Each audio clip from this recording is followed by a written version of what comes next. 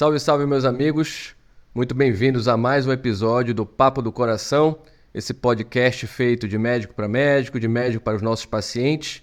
E hoje estamos aqui recebendo, com muita honra, o Dr. João Pérez Neto, cardiologista. Muito bem-vindo, João. Muito obrigado pela sua presença. Fale um pouquinho sobre você. Obrigado, Rodrigo. Um prazer aí da minha parte estar presente aqui hoje para a gente divulgar um pouco sobre um assunto específico da cardiologia. Bom, eu sou médico cardiologista, minha formação, eu me formei aqui pela Universidade do Estado do Pará e depois fui fazer as minhas especializações todas em São Paulo, fiz residência médica em clínica médica na Universidade de Santa Amaro e depois cardiologia e ecocardiografia no Instituto Dante Pazzanese de Cardiologia. Estou em área de atuação aqui em Belém desde 2010, quando retornei da residência, trabalhando numa clínica minha privada e também fazendo ecocardiograma em 2 hospitais, um público e um privado aqui na nossa cidade. Muito bacana, João. Então hoje, só para a gente colocar em contexto aqui, nós vamos falar sobre hipertensão arterial, esse inimigo silencioso, né? Então, João, fala um pouquinho sobre esse conceito da hipertensão arterial, que ainda existe muita dúvida da população, né? O que é o correto, a partir de... O que é a hipertensão arterial? Explica para a galera. Bom, primeiro, como a gente sabe que esse público que vai assistir também são pessoas não relacionadas à área de saúde, a famosa pressão alta, né? Então, a hipertensão arterial ela é definida como níveis elevados e sustentados de pressão arterial.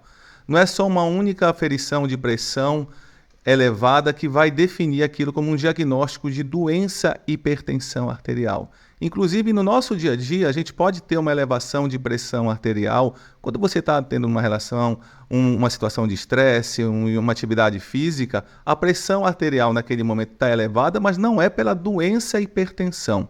A doença hipertensão arterial ela é caracterizada por níveis elevados e sustentados. É uma doença multifatorial, é uma doença geralmente que tem um caráter genético na grande maioria das situações, ou seja, você tem histórico na família da doença de hipertensão, pai ou mãe, às vezes pode pular uma geração, e associado a outros fatores também. O aumento do peso, a falta de atividade física, a ingesta abusiva de sódio, de sal, e aqui a nossa população brasileira, principalmente a região norte e nordeste, nós consumimos em torno de 10 vezes mais o valor preconizado de sal na nossa alimentação. Inclusive, com a industrialização agora dos alimentos, isso tende ainda a aumentar mais esses níveis. Então, todos esses fatores podem levar no futuro à doença hipertensão arterial. E, inclusive, a idade. Quanto mais idoso, mais tempo você ter de vida, maior é o risco de você vir a desenvolver a hipertensão arterial. Então, só para ficar bem definido para a galera, a partir de quanto o nível de pressão sustentado, ou seja, permanente, a partir de que medida de pressão eu considero a pessoa hipertensa, né? Com a doença hipertensiva? Então, aqui a gente vai entrar no diagnóstico de hipertensão arterial. Só existe uma forma de você ter esse diagnóstico de hipertensão, é através da aferição da pressão arterial. A gente não se baseia em sintomas, até porque é uma doença que muito pouco provoca sintomas. Então, a sua sensação de bem-estar no dia a dia não pode mascarar você ter uma doença chamada hipertensão arterial. Você pode ter esse diagnóstico através de medidas em consulta médica, que a gente fala medidas de consultório, e medidas fora do consultório, né? Em medidas de consultório, quando você vai em uma consulta médica, o valor considerado anormal é maior e igual a 140/90, o famoso 14/9. Nós médicos utilizamos centenas em números, por isso o número 140/90. A população em geral geralmente usa em dezena, 14/9. Então, se você está verificando a sua pressão, não só uma única vez, em várias aferições, e essa pressão está dando sempre maior ou igual a 14/9, ou para nós 140/90, isso pode ser sim um diagnóstico de hipertensão arterial, não só numa única consulta. Você tem que ter pelo menos 2 a 3 consultas distintas em consultório médico para diferenciar isso aí. E hoje, cada vez mais, Rodrigo, a gente tem que nós médicos, quando avaria uma pressão arterial de um paciente em um consultório, cada vez mais se pede com que se confirme isso através de técnicas fora do consultório. Para você ter uma ideia, apenas 35% das medidas de consultórios são reais. E aí você pode ter duas situações. Ou você tem o que a gente chama de síndrome do jaleco branco, que são aquelas pessoas que têm pressão alta em ambiente de consultório, em ambiente de clínica, de hospital, mas fora dele isso é normal, a pressão dele é normal. E você pode ter a hipertensão mascarada. O que é a hipertensão mascarada? No consultório a pressão é normal, porém fora do consultório a pressão é elevada. Então, cada vez mais a gente está utilizando não só a medida do consultório para dar o diagnóstico e principalmente se baseando através de duas técnicas que se chama MAPA, medida ambulatorial da pressão arterial, em que você vai utilizar um aparelho automático para aferir sua pressão durante 24 horas, você instala na clínica, retorna para a sua casa fazendo suas atividades habituais normais. É aquele exame que todo mundo adora, né? Que passa a noite inteira apertando o braço, a senhorinha reclama, não dormiu direito. E aí fica um alerta a respeito desse exame, não só para os pacientes, mas também para a população médica, porque a pressão arterial que mais está relacionado com morte cardiovascular é a pressão arterial sistólica do sono. Então, daí uma importância da gente cada vez mais utilizar o MAPA, não só para diagnóstico, mas para acompanhamento daqueles pacientes que já são hipertensos. E também o MAPA nos dá, muitas das vezes, um achado de uma outra doença que o paciente possa ter, que é a apneia obstrutiva do sono. Então, quando você faz um MAPA, que você vê que a média pressórica do sono é maior do que a média pressórica da vigília, isso é um sinal de alerta para a apneia obstrutiva do sono, que é um fator de risco para hipertensão, mas também é um fator de risco para outras doenças cardíacas, para arritmia, para AVC, para infarto. Então aí a gente vai abranger dessa forma. Então, voltando ao seu assunto, qual é o diagnóstico de hipertensão no consultório? Medidas repetidas maior ou igual a 140/90. Isso também você pode fazer na sua casa, a automedida da pressão arterial. Você está verificando a sua pressão arterial em casa, está dando sempre valores maiores do que esses estipulados? Procure seu médico, procure um médico, um clínico, um cardiologista, porque a hipertensão arterial hoje é o principal fator para desenvolvimento de doença cardiovascular. E é interessante, João, que as estatísticas mostram, na verdade, que de toda a população hipertensa no mundo, apenas a metade tem o diagnóstico feito, né? E no nosso país, em especial, dessa metade que sabe, nós temos menos da metade que está efetivamente tratando e eventualmente com controle da pressão em torno de 20%, 22%, pelo que as estatísticas mostram. Isso aí é bastante perturbador, né?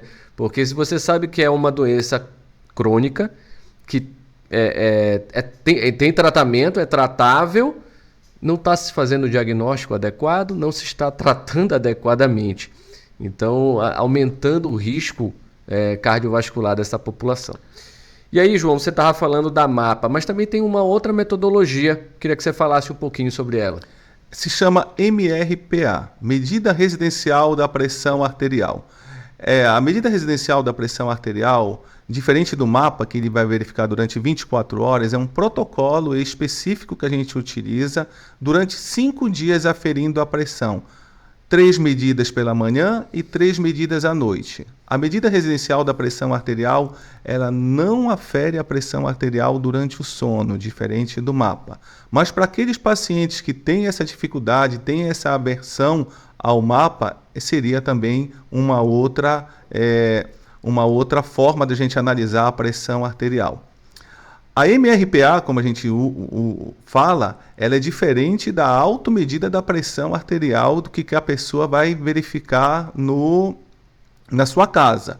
Nós utilizamos essas 3 medidas em cada turno, tiramos a média das 3 medidas e depois tiramos a média geral. Então, Tanto pelo mapa quanto pela MRPA, o valor para diagnóstico de hipertensão são valores maior ou igual a 130/80, né? Isso mudou um pouco do último consenso brasileiro. A MRPA utilizava valores de 135/85 e agora está 130/80, tanto a MAPA quanto a MRPA. Isso na média, né? É, a média das medidas isso, ao longo do dia. E é importante a gente deixar aqui bem claro, né?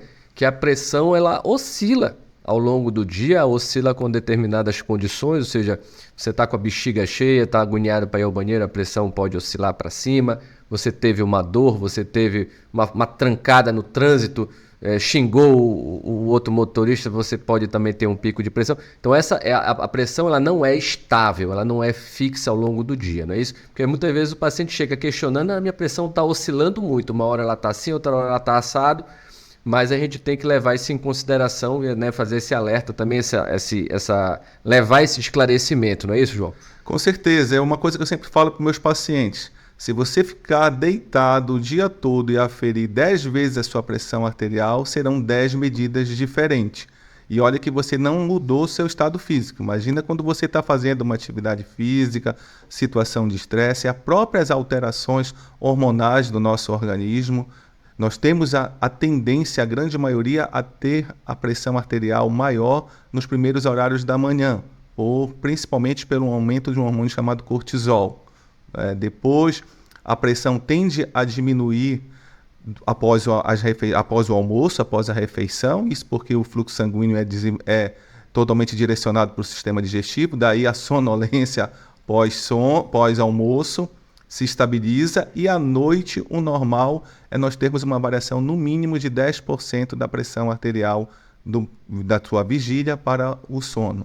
Então não é uma única medida que você vai aferir a sua pressão que vai dar a realidade. Daí, hoje a necessidade, como eu falei para vocês, no consultório, da gente utilizar técnicas fora do consultório para utilizar. Porque essa medida alta pode ser que o paciente não seja hipertenso, que é o avental branco, e a medida baixa também não condiz, às vezes, que o paciente não seja hipertenso, que é a hipertensão mascarada. E assim é para os pacientes. Uma única medida que ele faz num único horário de manhã, se ele já é hipertenso ou não, pode ser que não seja a realidade. Então, hoje a gente trabalha mais com as médias pressóricas para ver esse comportamento, né?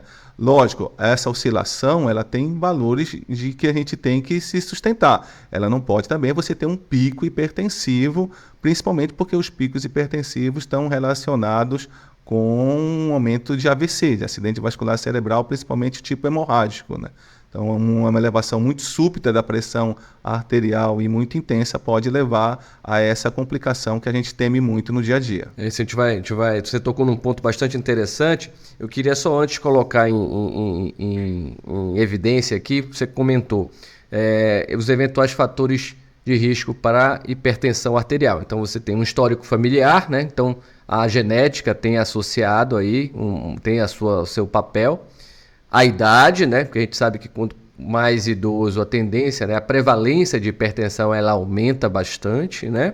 E quando tem outras doenças eventualmente associadas. Aí você falou do sedentarismo, você falou da obesidade, mas aí também tem alterações de tireoide, né? Algumas alterações renais que podem levar também ao desenvolvimento de hipertensão. Você teria a hipertensão, fala um pouquinho para mim da hipertensão primária e da hipertensão secundária. Bom, para a população, o que é hipertensão primária? Hipertensão primária é quando você tem a própria doença hipertensão arterial que eleva a pressão arterial. Então, aí isso corresponde em torno de 80% a 85% dos casos em que tem um caráter genético envolvido. A idade progressiva aumenta o risco de desenvolvimento de hipertensão. Se a gente for levar em consideração a população adulta acima de 18 anos, isso depende muito de cada região, mas é uma média de 30% a 35% dos adultos acima de 18 anos têm a doença hipertensão arterial. E se eu for aumentando essa idade, quando eu chego em torno de 60 anos de idade, já em torno de 50% da população, e assim vai. Acima dos 70 anos, mais da metade da população é hipertensa, tem a doença hipertensão. Essa é a hipertensão primária. Hipertensão secundária. Você tem uma outra doença, geralmente doenças endócrinas e renais, que são as principais, que levam ao aumento da hipertensão. E por que isso é importante? Porque você não vai só tratar com antihipertensivo, você vai buscar um tratamento específico para aquela doença que está provocando. Por mais que você não deixe de usar medicamento, mas você tem um melhor controle com os antihipertensivos. Aí nós entramos em doenças renais, principalmente a insuficiência renal crônica. Você pode ter também uma doença chamada em que você tem um estreitamento da artéria renal, a hipertensão renovascular também. Você pode ter nas doenças endócrinas, doenças de tireoide, doenças de cortisol. Então, existem vários hormônios que podem levar esse aumento da pressão arterial, que é a famosa hipertensão secundária. E aí, doutor, se eu hipertenso primário ou secundário? A gente tem algumas pistas para investigar a hipertensão secundária. Então, vamos sempre investigar a hipertensão secundária em pacientes jovens, em pacientes que desenvolvem hipertensão com menos de 35 anos de idade. E vamos sempre investigar a hipertensão secundária em pacientes que têm aquilo que a gente chama de hipertensão refratária, que é o paciente que não mantém o controle pressórico tomando 3 ou mais tipos de antihipertensivos com mecanismos distintos. E existem alguns achados no exame físico, se você ao escutar um sopro abdominal, se você observar em jovens a ausência de pulso periférico, pulso arterial, existe uma doença genética chamada coarctação de aorta que pode levar à hipertensão em jovens. Então, o médico, mais do que aferir a pressão, ele precisa auscultar, ele precisa palpar o paciente para ver se ele tem algum indício de alguma doença que pode levar a essa hipertensão secundária, né? E a gente se baseia no diagnóstico investigando através de exames laboratoriais, exames de imagem, para chegar a essa conclusão e não só utilizar o tratamento específico como antihipertensivo, porque algumas hipertensões secundárias precisam fazer até procedimentos cirúrgicos. E às vezes essa hipertensão secundária ela pode ser até curável, né? Com certeza. Tratando a causa base, você pode reverter o processo de hipertensão, diferentemente da hipertensão primária, que tende a ser uma doença crônica. E quando a gente fala isso, significa que ela vai até o fim da sua vida. Porque às vezes a gente recebe paciente que diz assim, eu estava tomando medicamento X, minha pressão ficou 12/8, ficou linda, maravilhosa, eu parei de tomar o remédio. Ele não entendeu que aquilo é uma doença crônica que vai acompanhá-lo até o seu último dia de vida, não é isso, João? Isso é muito importante. O médico, no momento do diagnóstico da hipertensão arterial, eu falo que o médico tem que ter um pouco de ser pedagogo. Então, você tem que orientar o seu paciente a respeito de que doença você tem para você ter êxito ao tratamento. Na verdade, todo benefício não é para o médico, o benefício é para o próprio paciente. Então, se a gente está lidando com uma doença que não provoca sintoma, uma doença que vai acompanhar ele a maior parte do tempo da vida dele, e se ele não tem esse mal-estar, muitas das vezes, às vezes até por questões socioeconômicas, Rodrigo, isso é importante a gente ressaltar isso aí, os medicamentos, queira ou não, numa população de baixo nível socioeconômico, isso aí influencia, mas aí entra o sistema público de saúde com a doação de alguns medicamentos, talvez não sejam os melhores e talvez sejam restritos a quantidade, mas você tem também como tratar, seja em ambiente privado, seja em ambiente público. Então, paciente hipertenso primário, até provar o contrário, ele vai precisar de algum tipo de tratamento para o resto da vida, e provavelmente nesse tipo de tratamento inclui o medicamento. Eu sou um hipertenso, mas eu estava muito acima do peso, eu estava muito sedentário, eu ingeria uma grande quantidade de sal. Se eu tiver uma mudança de estilo de vida, no mínimo eu vou precisar de uma quantidade menor de medicamento e muitos desses vão conseguir controlar a pressão arterial só com essas mudanças de estilo de vida. Então, tratamento de hipertensão, já passando um pouquinho do capítulo, não é apenas medicamento, requer outras medidas para a gente ter um êxito melhor. Então, tanto não farmacológicas, né, como tu falaste, uma mudança de dieta, controle do peso, uma atividade física regular, né, que a própria OMS recomenda pelo menos 150 minutos por semana, 30 minutos 5 vezes, ou hoje em dia a gente já fala em uma atividade física mais intensa 3 vezes na semana de 75 minutos de duração, a gente já pode dar esse tipo de recomendação. Obviamente, após esse paciente estar orientado e muitas vezes medicado, porque existe um risco dele se exercitar sem uma avaliação prévia e ter um problema, não é isso, João? Com certeza. Toda avaliação, toda atividade física, quando você vai fazer de uma forma mais intensa, você precisa ter essa avaliação não só pela questão da hipertensão. Existem outras doenças cardiovasculares que podem ser desencadeadas. Você pode ter um infarto fazendo uma atividade física mais intensa e não sabia que tinha. Então, a respeito de mudança de estilo de vida, hoje, até então, nós orientávamos principalmente ou quase exclusivamente para controle de pressão arterial os exercícios aeróbicos. A caminhada, a bicicleta, a natação, a dança. E eu sempre falo que caminhada de atividade física é diferente do andar do dia a dia. Então, é aquela sensação, é uma caminhada mais intensa que te dá uma certa sensação de ofegância. Você vai às praças, as pessoas acham que estão fazendo atividade física, na verdade estão passeando. Passeando, batendo papo, conversando. Então, não dá para conversar quando você está se exercitando. Não dá. Então você tem que ter isso que a própria Organização Mundial de Saúde nos orienta, de 150 a 300 minutos semanais, e aí isso você vai dividir de acordo com quanto você pode fazer por semana de atividade física, de exercícios aeróbicos de moderada intensidade. Esse é o que a própria OMS nos orienta. E já uma nova orientação para a própria hipertensão, também entram agora os exercícios isométricos, os exercícios resistidos, né? Também ajudam no controle da pressão arterial. Não tão importante quanto os aeróbicos, mas também tem seu auxílio. Então você vai ter que fazer os 2 tipos de exercício para o controle da pressão arterial e, consequentemente, para a proteção cardiovascular no futuro de qualquer outra doença. Prevenção de infarto, prevenção de AVC. E aí o exercício ele entra um paradoxo, Rodrigo. Eu queria colocar em ponto que a gente está falando de hipertensão, mas também o excesso de exercício pode ser maléfico, principalmente em aparecimento de arritmias. A fibrilação atrial também pode estar relacionada com aquelas pessoas que fazem um excesso de exercício.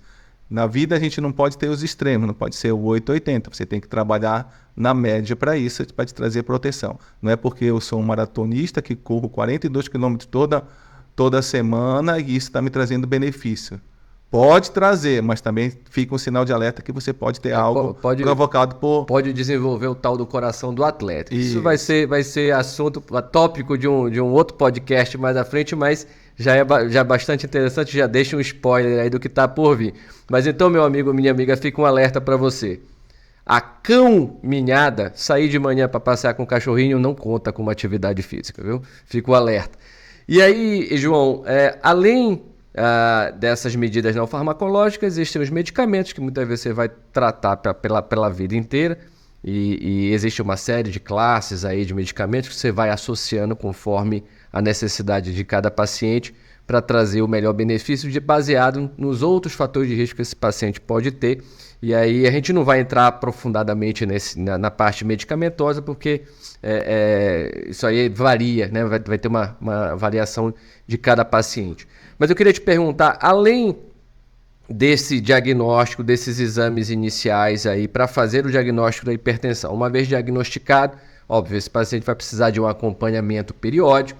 Que outros exames esse paciente pode ser necessário esse paciente fazer, ou a gente costuma solicitar no dia a dia para estratificação de risco, para avaliação de eventuais complicações já associadas a essa hipertensão?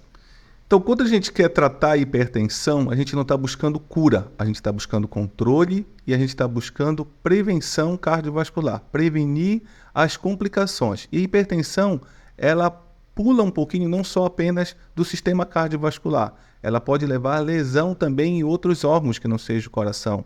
Você pode ter lesão na sua retina, você pode ter lesão nos seus grandes vasos, você pode ter lesão nos seus rins. Então a gente tem que buscar se, através de exames, sejam exames laboratoriais ou exames de imagem, se você tem algum indício de lesão em algum órgão-alvo, né? E quando você vai solicitar esse exame, você também tem que buscar os outros fatores de risco que levam também um aumento de doença cardiovascular. Como é que está a sua glicose, você é diabético ou não, como é que está o seu colesterol, o seu triglicerídeo, né? Como é que está a taxa de filtração dos seus rins, é fundamental, assim como a hipertensão pode levar a uma doença renal também pode levar à hipertensão, e os pacientes com doença renal crônica avançada, é um fator de risco importante para a doença cardiovascular. Você tem que analisar esses fatores de risco, como eu falei ainda agora, a própria apneia do sono também entra como um fator de risco, tabagismo, obesidade, sedentarismo. Então, é um global. Não adianta eu querer proteger o meu organismo fazendo o controle de 2 ou 3 fatores de risco e deixando o resto descontrolado. Você tem o que a gente chama de risco residual, você ainda tem um risco maior de vir a desenvolver. Então, numa consulta, a primeira coisa que você vai fazer é ouvir o paciente, né? E, geralmente, hipertensão não provoca sintomas, né? Não provoca sintomas. Então, é um paciente que foi por uma outra queixa e você aferiu a pressão, vai aí o alerta à classe médica, independente de qual a sua especialidade. A aferição de pressão deveria ser feito em qualquer em qualquer consulta médica, independente não só do especialista, do cardiologista ou clínico que avalia, né? Porque você vai estar combatendo o principal fator de risco daquilo que mais leva ao óbito no mundo, que é infarto e AVC.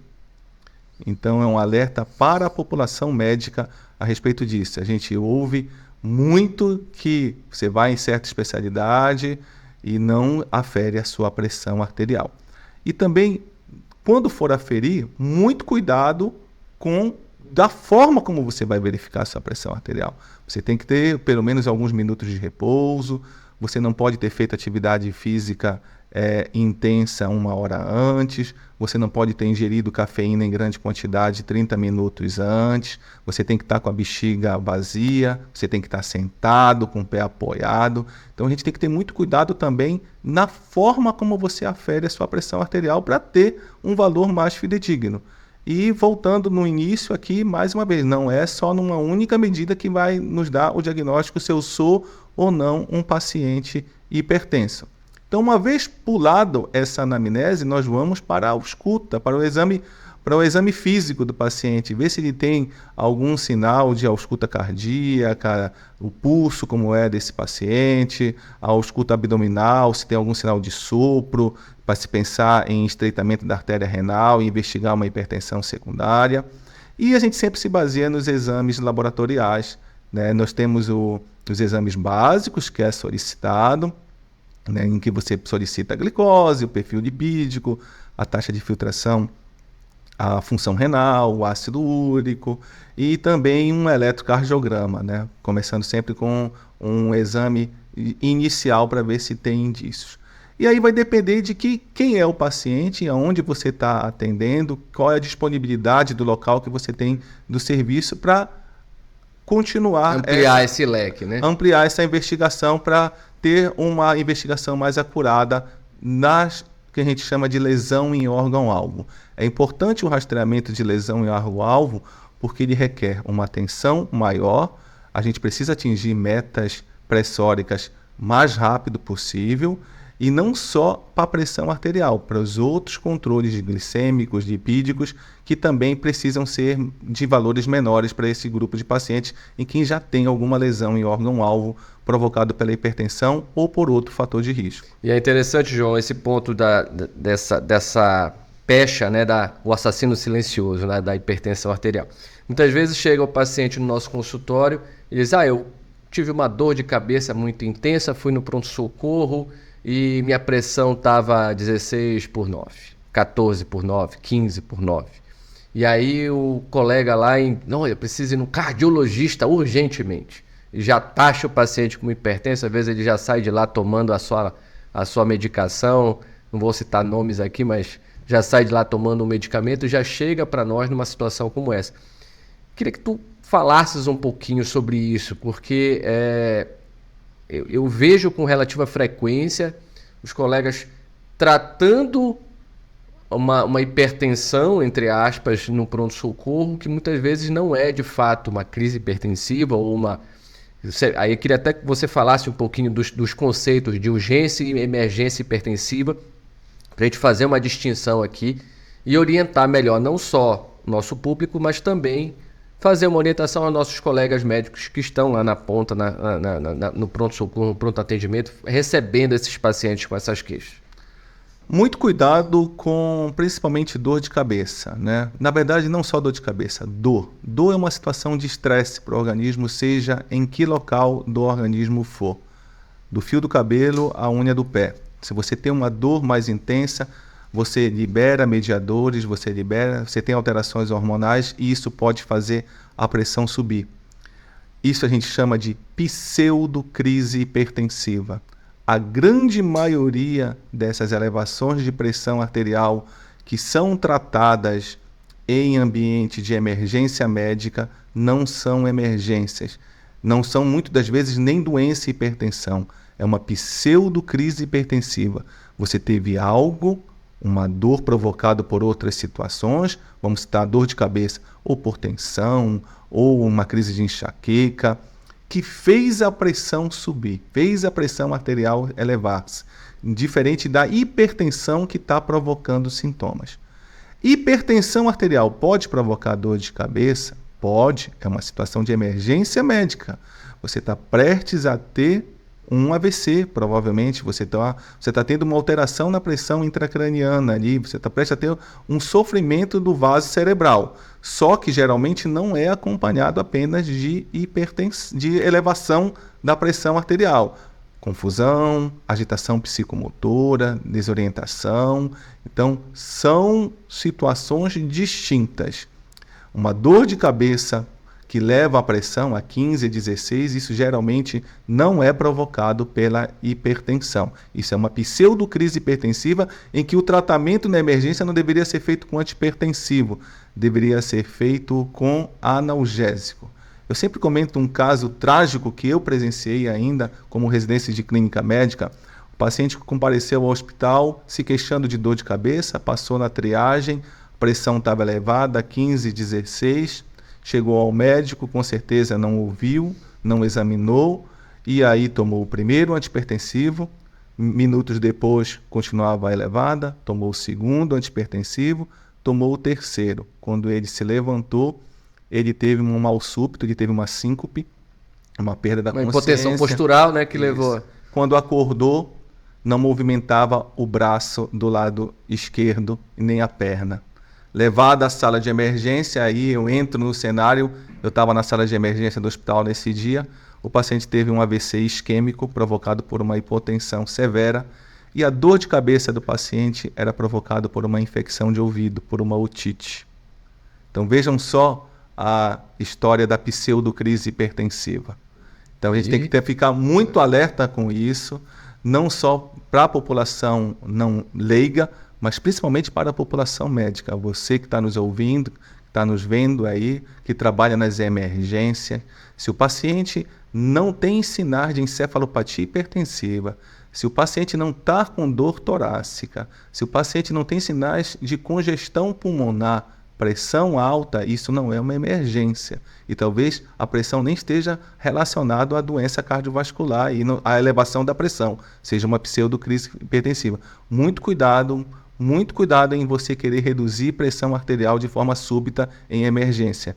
Talvez você possa trazer mais prejuízo do que benefício a esse paciente. E normalmente essa emergência hipertensiva você vai buscar sinais justamente de lesões de órgão-alvo, né? Então, o ideal, no mundo ideal, seria você teria que fazer um fundo de olho, né? Ter esse conhecimento para fazer um fundo de olho, avaliar se está com papiledema, se tem alguma outra alteração de retina que pudesse sugerir que esse paciente estivesse com realmente uma emergência hipertensiva, se ele tiver alguma queixa mais intensa de dor torácica ou tiver estertorações pulmonares, para você pensar que esse coração possa estar em sofrimento. Isso, fazendo um edema agudo de pulmão hipertensivo, de pulmão hipertensivo. Ou uma doença de aorta, ou uma dissecção de aorta.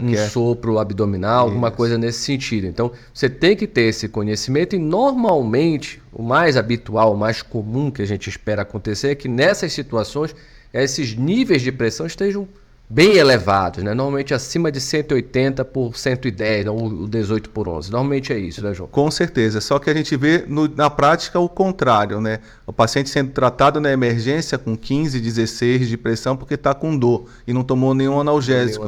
E quer que o antihipertensivo controle o sintoma do paciente. E mais recentemente, aí, eu digo que houve um agravamento aí da pandemia para cá, crise de ansiedade, crise de síndrome do pânico, tem ocorrido com muita frequência. A gente tem recebido, eu percebo isso no consultório, eu imagino que você perceba também, essas situações de paciente chegando, e quando você tira uma história clínica um pouco mais detalhada, você começa a perceber esses indícios de que pode se tratar, na verdade, de uma doença de ansiedade, um transtorno de ansiedade, não é isso?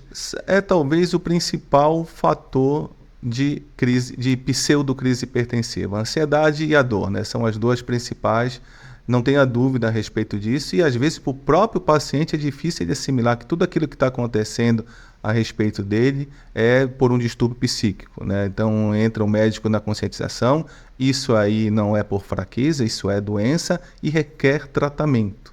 Eu até costumo dizer para os pacientes, olha, a gente vai afastar causas orgânicas que possam vir a causar isso aí, mas na ausência dessas causas orgânicas, a gente vai ter que considerar sim esse diagnóstico e vamos precisar tratar, né? Psiquiatra não é médico de doido. Algumas pessoas ainda têm esse preconceito, digamos assim. Tanto o psicólogo quanto o psiquiatra, eles têm um papel hoje muito importante na nossa sociedade por conta justamente de tudo que a gente vem vivido, né? Não só pandemia, mas essa questão do imediatismo que o digital trouxe, né? É o WhatsApp que vibra ali, o celular vibrou, você já quer saber o que está acontecendo, já quer responder a mensagem, você manda uma mensagem, se a pessoa não te responde em até 5 minutos, você acha que ela está te ignorando. Então, isso gerou um imediatismo, né, no nosso dia a dia, que vem causando, muito provavelmente, todas essas consequências, não é isso? E esse imediatismo também vai para um diagnóstico de uma doença e para o início de um tratamento que muitas vezes nem tem a própria doença, né? Eu sempre levo em consideração a síndrome do jaleco branco, que são aquelas pessoas que têm a pressão elevada somente em consultório. Queira ou não, isso aí é uma ansiedade, isso requer ser tratado. Então fica o alerta aos médicos, fica alerta ao próprio paciente que tem essa situação. Não encare isso como normal. Não encarem isso como normal. Você está temendo, você está alimentando uma ansiedade que ao longo do tempo isso pode se transformar até numa síndrome de pânico, né? Só o fato de eu entrar no consultório, eu ter minha pressão elevada e depois eu normalizar, isso não pode ser encarado como normal e isso requer, no mínimo, uma avaliação do especialista. E agora, João, vamos tocar num ponto bastante sensível e até recente, digamos até polêmico. Recentemente, houve a Sociedade Europeia de Cardiologia liberou aí diretrizes novas, né, entendimentos novos com relação ao manejo, com relação ao diagnóstico e ao manejo da hipertensão arterial. Isso tem causado um burburinho aí em redes sociais, na própria mídia, né, na mídia leiga, com publicações relacionadas a esse novo patamar, que a pressão ótima, ou seja, a pressão normal seria 120 por 70 ou 12 por 7. Queria que tu falasses um pouquinho a respeito disso, fizesse umas considerações, porque no final das contas, o valor de diagnóstico da hipertensão não mudou, né, João? O que mudou foi um entendimento inicial ali e tem uma série de considerações a serem feitas. Então, queria que você fizesse um alerta para o nosso público. Então, vamos lá. Para a gente poder falar do que está acontecendo hoje, que é a nossa última diretriz de hipertensão, que foi lançada pela Sociedade Europeia de Cardiologia, a gente tem que rever um pouquinho os estudos de 10 anos atrás. Então, nós temos um estudo multicêntrico que mostrou que risco cardiovascular aumenta de forma crescente a partir de 115 por 75. Então, à medida que eu vou subindo de 115 por 75, quanto maior eu subir, maior vai ser o risco para desenvolvimento de doença cardiovascular. Então, antes desse consenso da diretriz europeia, o diagnóstico, como você diz, Rodrigo, de hipertensão não mudou. O diagnóstico de hipertensão continua valores maior ou igual a 140 por 90.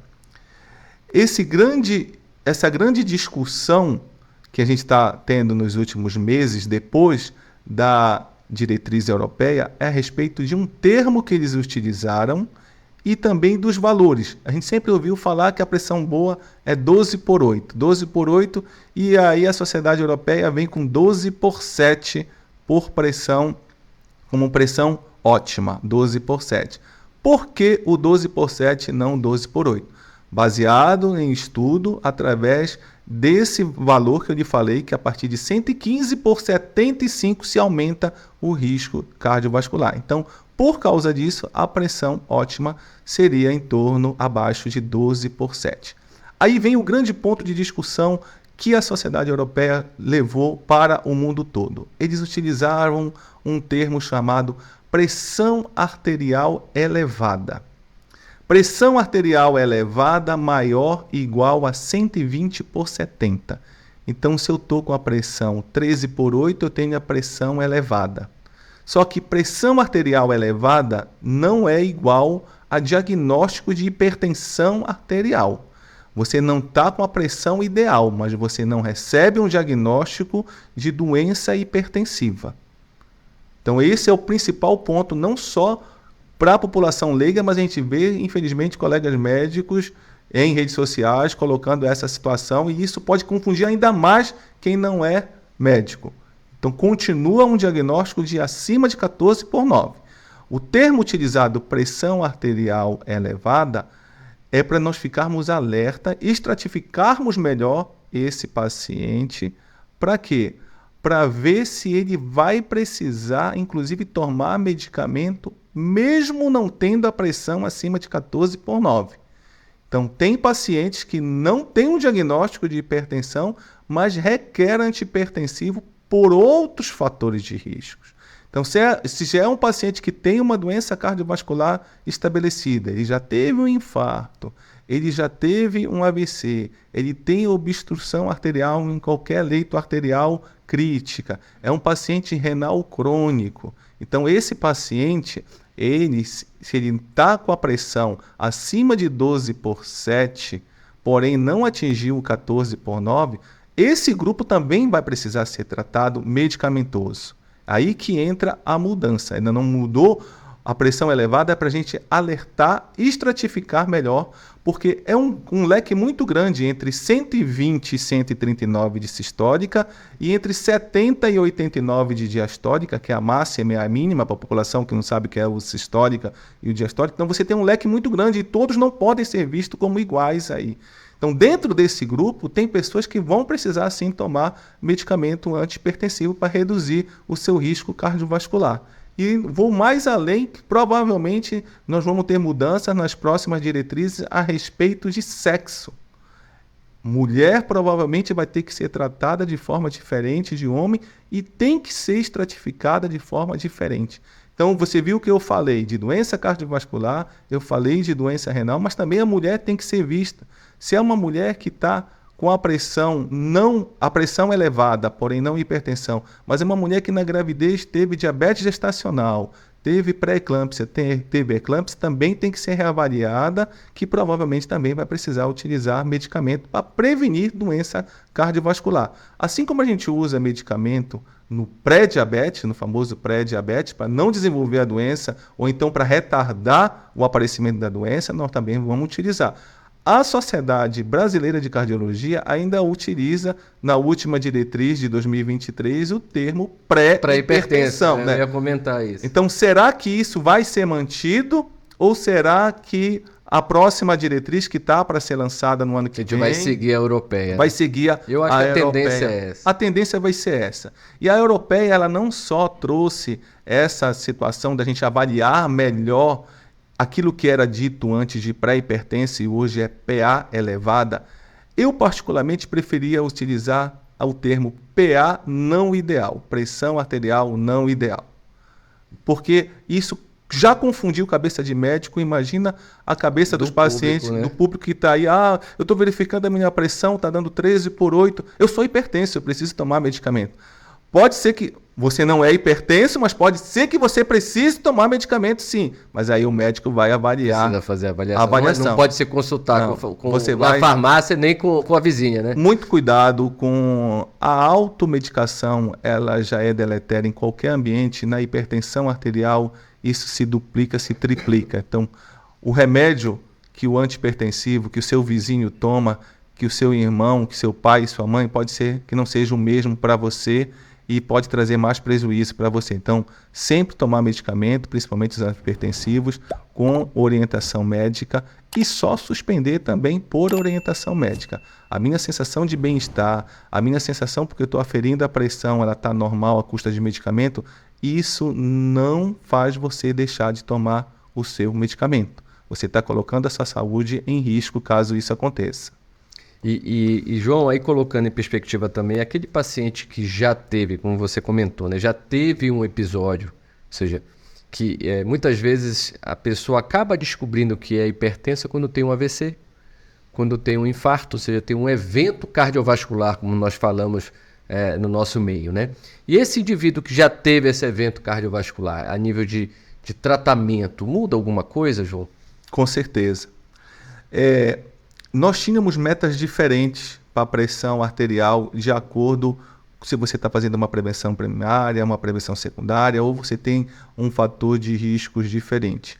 O que a gente observa ao longo dos anos, nas próximas diretrizes, eles estão tentando unificar isso numa única meta, até para facilitar ao médico que está atendendo o que ele vai buscar. Então, a Sociedade Europeia deu esse grande pulo. Ele não só mudou a nomenclatura da pressão arterial, mas ele também mudou, ele unificou quanto é a meta pressórica para o público em geral, uma vez você sendo hipertenso. E esse valor determinado por eles foi abaixo de 13/8. Né? Se você já teve um AVC, se você já teve um infarto, ou se você não tem, você está prevenindo, uma vez hipertenso, você tem que manter esses valores abaixo de 13/8. Muito cuidado aí entra a importância do médico por uma situação que a gente tem nos pacientes muito idosos, né, os pacientes acima de 80 anos de idade, e muito cuidado também com os pacientes frágeis. É um ponto importante, eu acho que é uma discussão cada vez maior, nossa médica, a gente tem que levar esse conceito de fragilidade. E o conceito de fragilidade, ele não pode estar presente apenas nos nossos olhos. Nós temos hoje scores que determinam essa fragilidade de uma forma muito mais específica. Não é o olhar para um paciente que acabou de entrar no meu consultório, um cadeirante, muito emagrecido, pouco ativo. Isso está clássico, que ele é frágil. Está escancarado, né? Mas, às vezes, você tem um paciente com peso normal, mas a gente não vai buscar o que ele consegue fazer de atividades e nós podemos ter uma fragilidade. Por que o ponto importante nisso? Assim como os picos hipertensivos, a hipertensão descontrolada é um fator de risco de doença cardiovascular, aumenta a mortalidade, os episódios de baixa de pressão também aumenta risco cardiovascular, né? Você pode ter um infarto por um AVC, eu citei o exemplo aqui do paciente que foi com dor no ouvido e teve um AVC, você pode ter um infarto porque o sangue não tem força para chegar até o músculo cardíaco, se houver alguma obstrução de uma placa de gordura. E os idosos, principalmente em situação de queda, né? As tonturas, a queda, o desequilíbrio, e você cai, quebra uma cabeça de fêmur, tem um traumatismo craniano. Então você tem que ter uma pressão estável. Essa população, os pacientes mais frágeis, os pacientes mais idosos, a medicina não é uma ciência exata, e aí vai a individualização da meta para cada pessoa. Sendo que os pacientes idosos, a gente sabe que a hipertensão vai ser predomínio da sistólica só. Geralmente o diastólico é lá embaixo. Só que o medicamento tem ação nas duas, tanto durante a contração quanto no relaxamento. E se a gente abaixar demais essa pressão diastólica, eu vou prejudicar o próprio coração. É o primeiro que vai sofrer, porque a gente sabe que o leito arterial coronariano ele se enche na diástole. E o idoso já tende a ter a pressão diastólica mais baixa. E é interessante também que, além dele ter a diastólica mais baixa, ele costuma ter uma rigidez arterial maior, né? Complica ainda mais e, com certeza, alguma calcificação ao longo desse trajeto ele vai ter. Por mais discreta que seja, mas uma hipotensão, isso pode trazer sérios agravos a esse Então, não à paciente. toa esses valores costumam ser menores, até porque o processo de relaxamento arterial está prejudicado ao longo do tempo. E aí, aproveitando esse gancho, nós hoje falamos também da velocidade de onda de pulso, da pressão de aorta central, muito mais do que apenas a pressão medida de forma periférica, né? Fala um pouquinho sobre isso, João. O que isso pode trazer de ganho a mais na avaliação desse paciente? Hoje, primeiro para a população, o que é a pressão arterial? É a pressão que o sangue faz na parede das artérias, né? Existem várias técnicas de você aferir isso. Nós podemos avaliar de forma direta, em que o paciente está internado numa UTI, eu coloco um catéter dentro de uma artéria e eu tenho a pressão real daquele paciente. Pressão invasiva, né? A pressão arterial invasiva. Ou de forma não invasiva, que é o que a gente utiliza. E dentro da pressão arterial não invasiva, nós temos técnicas de aferição de pressão. Eu falo que tem o mais comum. Aí a aferição raiz é a aferição Nutella. A aferição raiz é o quê? É o próprio com o estetoscópio, que a gente aprendeu na faculdade, né? Você coloca o manguito no braço do paciente com toda a técnica e vai auscultar os sons gerados ali na insuflação e na desinsuflação daquele manguito para determinar a pressão arterial. Isso é através da técnica auscultatória. Hoje, as próprias diretrizes, as próprias sociedades de cardiologia nos orientam a utilizar a técnica oscilométrica, que é o famoso aparelho de pressão arterial automático, né? Isso por quê? Porque ele se torna menos dependente do observador. Porém, também não é a técnica ideal em algumas situações. Então, hoje a gente tem essas duas formas de aferir a pressão, ou com o aparelho automático, que utiliza essa técnica oscilométrica, ou através do estetoscópio, que é o raiz, que eu falei para você, que é a parte da auscultando o coração. Só que não é a única forma de você aferir a pressão. Você pode ter a verificação da pressão através da nossa principal artéria, da artéria aorta, que entra aí a velocidade de onda de pulso, que vai utilizar não só aparelhos específicos, também às vezes até aparelhos de ultrassom para detectar isso aí. A tendência é, no futuro, esses aparelhos se tornarem portáteis e ser fácil tanto para a população médica quanto também para a população não médica ter na sua casa. O paciente hipertenso, o primeiro presente que ele tem que lhe dar é comprar um aparelho de pressão, porque é a única forma que ele vai ter de saber se a pressão dele está controlada ou não, né? Isso se vende em supermercados, em farmácias, e vai a orientação. Se você quer adquirir um aparelho de pressão arterial, compre um aparelho automático, já que você não é profissional de saúde. Nós temos as duas situações, os de braço e de punho, preferencialmente o de braço, e aquele que tem o selo do Inmetro, que foi aferido, né? Não tem grande dificuldade, a gente sabe que os valores ainda não estão os ideais para uma população em geral, principalmente a nossa população de baixa renda, mas já teve uma redução significativa de preço nesses aparelhos.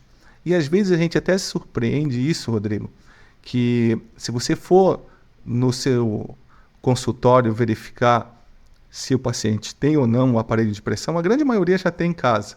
Talvez ele não saiba aferir direito de que forma ele tem que aferir a sua pressão arterial. Então, não é só através dessa forma que a gente afere a pressão. Existem outras técnicas, mas aí é o médico que vai fazer. Vai realizar isso aí no consultório. Nem todo médico no consultório tem esses aparelhos específicos para aferir dessa outra forma. Lógico, isso requer ainda estudos, porque nós vamos precisar ter um estudo populacional para saber qual é o valor de corte nessas novas técnicas, diferente do que a gente utiliza de forma indireta, seja auscultatória ou oscilométrica de artéria periférica. A gente está lidando novas técnicas com artéria central. Tentar entender melhor, né, todo esse mecanismo, porque às vezes acontece justamente a pressão periférica está normal, está ali o seu 12/8, o seu 12/7, e quando você faz uma medida de pressão de aorta central, às vezes ela está elevada, ou a VOP mesmo, que é a velocidade de onda de pulso, está elevada, e você precisa às vezes mudar até o medicamento do paciente para tentar também cobrir este outro lado, não é isso? Fica um alerta à população também. A sua pressão arterial do braço esquerdo geralmente não é igual à do braço direito. Sempre vai ter essa diferença, mas nós temos uma margem de aceitação de diferença. Então, sempre que você for verificar, se você nunca aferiu a sua pressão nos dois lados, afere a pressão, ela não vai ser igual na grande maioria, e você vai escolher aquele braço em que a pressão for maior. A tendência, na grande maioria, é o braço esquerdo ser maior do que do braço direito. Isso tem fundamento anatômico. A nossa artéria que vai para o braço direito sai diretamente da nossa artéria mãe, da aorta, diferente do braço esquerdo, que primeiro ela forma uma artéria para depois se bifurcar e aí vai para o braço direito. Então tende a pressão do lado esquerdo ser maior do que o lado direito, mas tem as variações anatômicas e essa regra também nem sempre é para toda a população. Só que se houver uma diferença muito grande, aí a gente vai ter que suspeitar de outras doenças, de obstrução arterial, mas isso aí deixa específico para cada médico. Então, você médico numa primeira consulta, verifica a pressão nos dois braços, escolha a pressão do braço maior para você poder dar seguimento. Maravilha.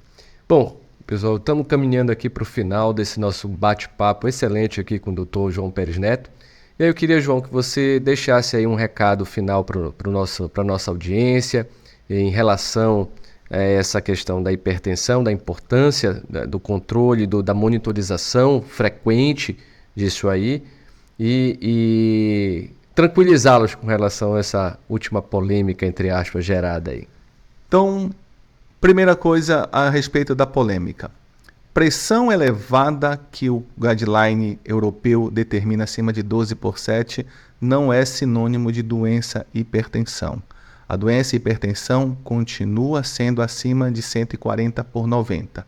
Porém, se você está com a pressão elevada, procure também o seu médico, porque você vai precisar ser analisado, ser estratificado de outras formas para ver se você há ou não necessidade de ter uma redução da sua pressão arterial.